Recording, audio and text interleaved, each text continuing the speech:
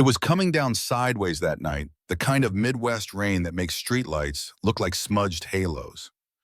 I had my son tucked under my coat, barely 2 weeks old, breathing that soft hiccup breath babies do when they're trying to stay asleep.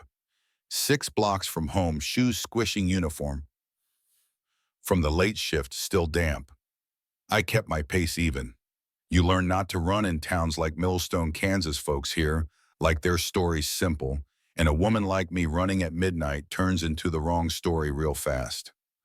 The first cruiser eased up without a siren, just those guilty red and blue lights washing the puddles. The second slid in behind me. Doors popped. Boots hit water. A voice rode the rain. "Ma'am, stop right there. Don't move." I turned slow. Is there a reason I'm being stopped? The tall one, square jaw, nameplate that read Mercer, didn't answer. His partner, baby-faced and shifting from foot to foot, looked at my kid like he couldn't quite believe this was happening. Mercer's hand hovered near the back door of the cruiser, the way a guy hovers over a horn when he's dying to lay on it. "You fit a description," he finally said. What description walks in a diner uniform carrying a newborn? It slipped out. Sometimes my mouth runs ahead of my better judgment. "You're being non-compliant," he snapped, like he'd been waiting all night to say it. Here's the part that still crawls up my spine when I think about it. He opened the car door and the dog dropped out. Big German shepherd muscles, like braided rope leash, stretched tight. You could hear the growl over the storm. My left knee hit the pavement first because that's what your body does when you're protecting something you love. You make yourself smaller and harder at the same time. I curled around my son, one hand shielding his head, and the other came up like muscle memory, palm open. I didn't plan the word, it just lived in my mouth after 8 years of saying it. A short command foreign to most folks here, not to the dog. He froze mid-lunge paws, carving little trenches in the water. The growl died in his throat. I looked him in the eye. Recognition, that real kind, flickered then settled. I said a second word softer. He sat. Hey, Mercer yanked the leash like he was starting a lawnmower. Up. Up. The dog didn't move. I stood slow, careful, baby warm against me. His name's Atlas, I said. Serial 2119AX. Mercer turned toward me with a smile that had no humor in it. You don't get to talk. I trained him, I said, and it was like someone pulled the plug on the whole scene for a beat. Even the rain felt quieter. Let me rewind a second. My name's Amani Cole. I was a military working dog handler. Afghanistan, Iraq places. You hear on the news and try not to picture. Atlas and I cleared roads and courtyards and rubble piles that still breathe in my dreams. He pulled a boy out from underneath a collapsed wall once. I carried him for 2 miles when he tore a pad on shrapnel. That kind of thing knots you together, doesn't untie easy. Back on that street in Millstone, the rookie whispered, Sarge, she's holding a baby. Call for backup.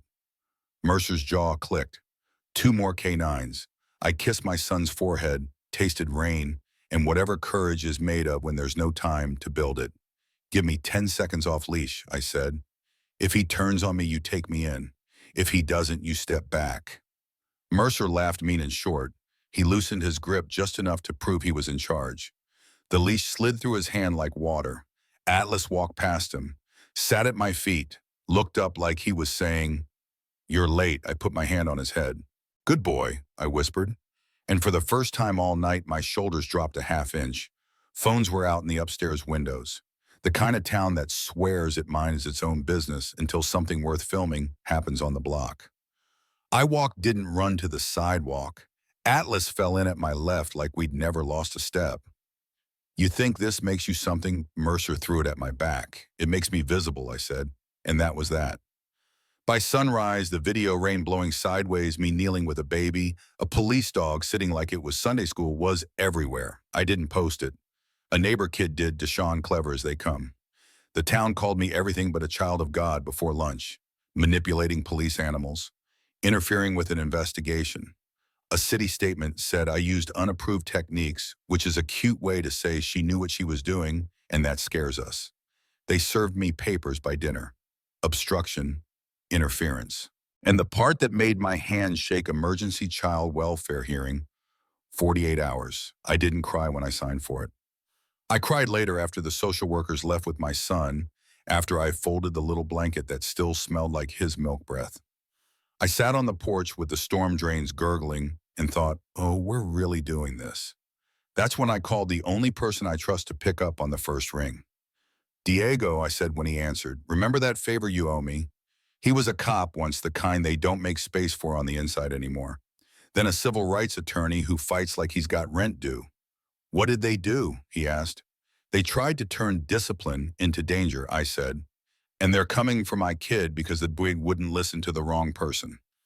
Diego rolled into Millstone with a briefcase and a bad cup of gas station coffee. He didn't promise anything except a fight.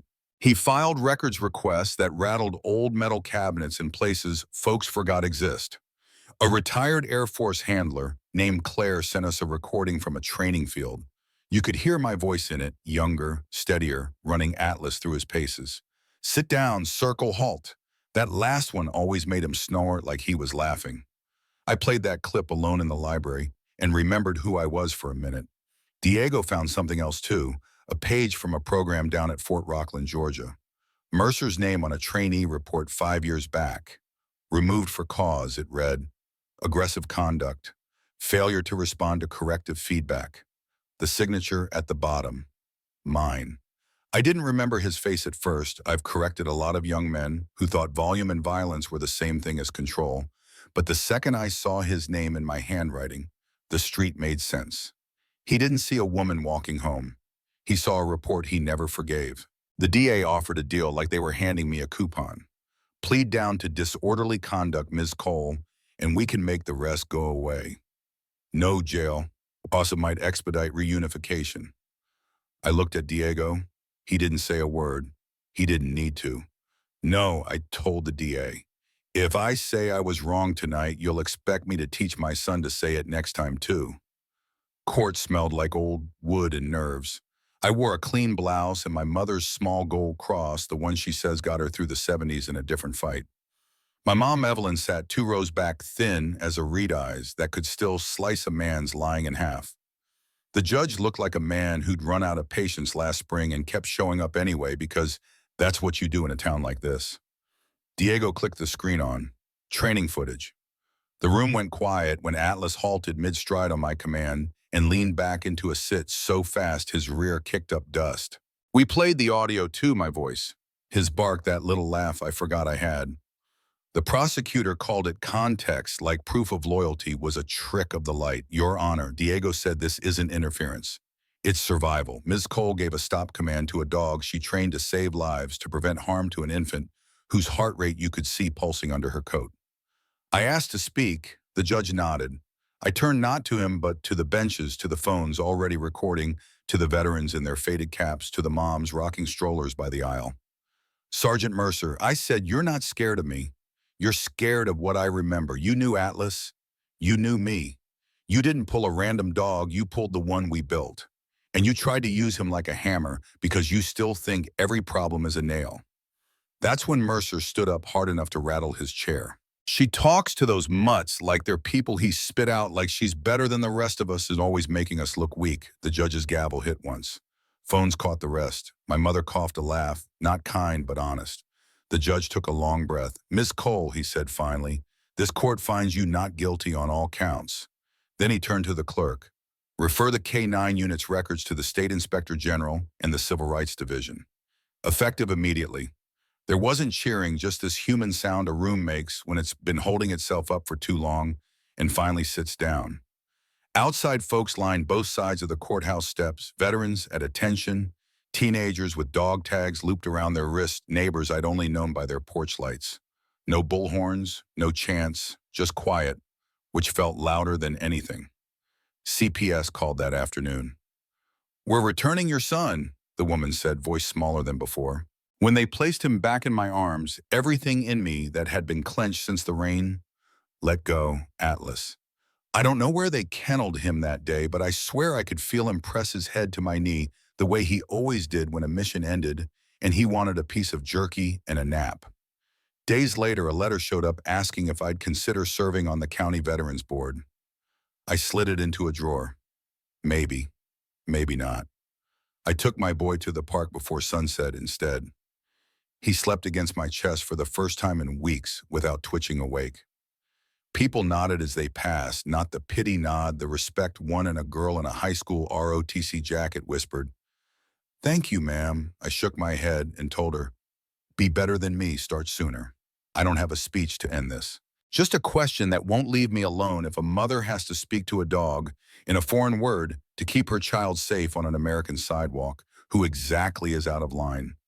Her the dog or the system that forgot what loyalty looks like? Tell me what you think. Drop where you're watching from what you've seen, what felt right and what didn't. Do you believe dogs remember better than institutions do? Have you ever watched someone's story get rewritten in real time? Hit the comments, share this if it stirred something in you, and if you believe discipline should beat abuse every single time, stick around. We've got more truth to tell.